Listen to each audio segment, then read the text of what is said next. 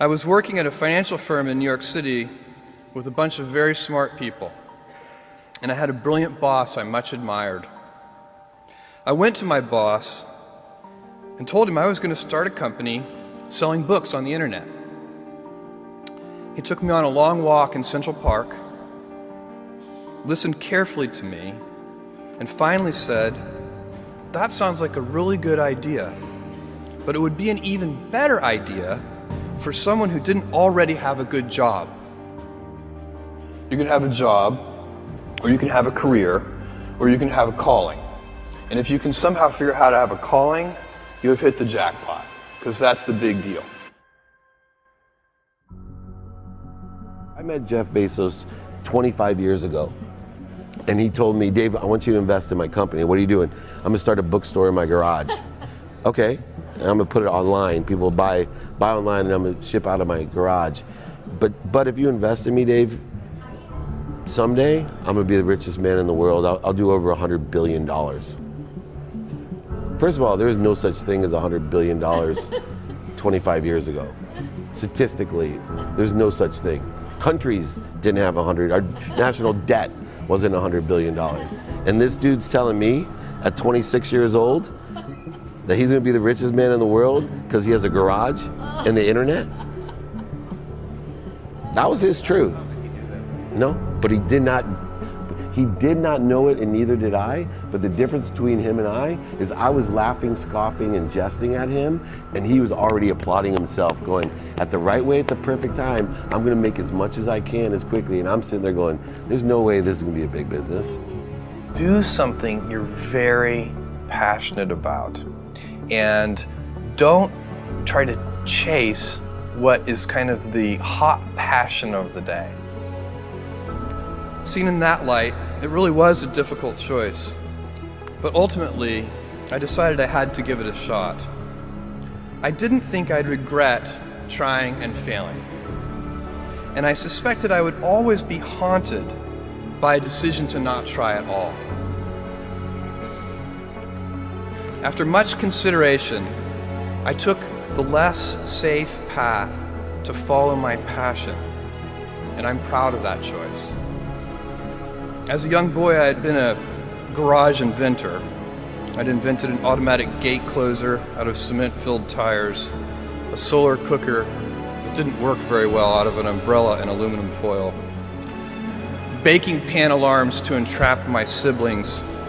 I'd always wanted to be an inventor, and she wanted me to follow my passion. There's a military phrase that I especially love, and it says, "Slow is smooth and smooth is fast." And I have seen that in every endeavor I've ever been in.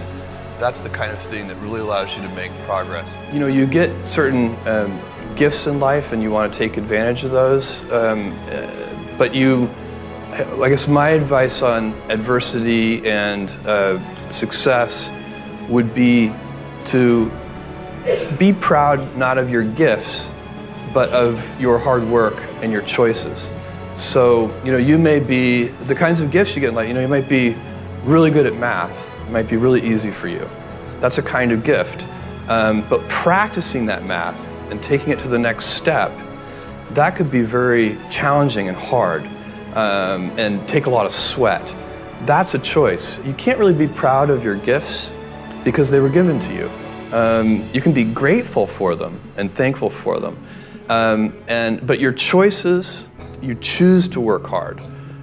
You choose to do hard things. Those are choices that you can be proud of.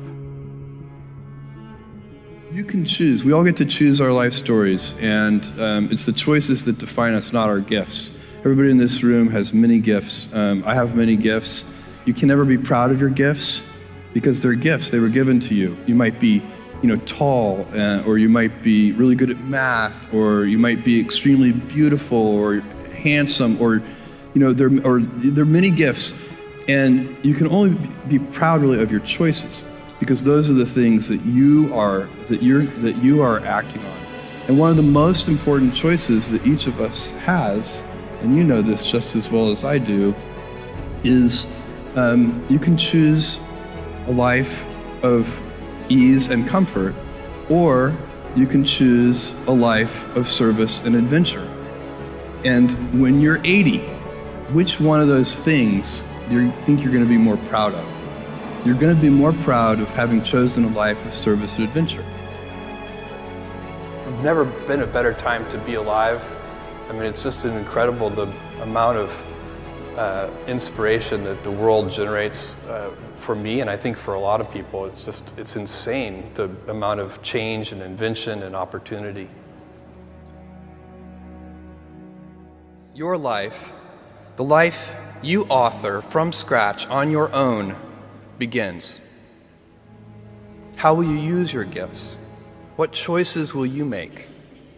Will inertia be your guide, or will you follow your passions?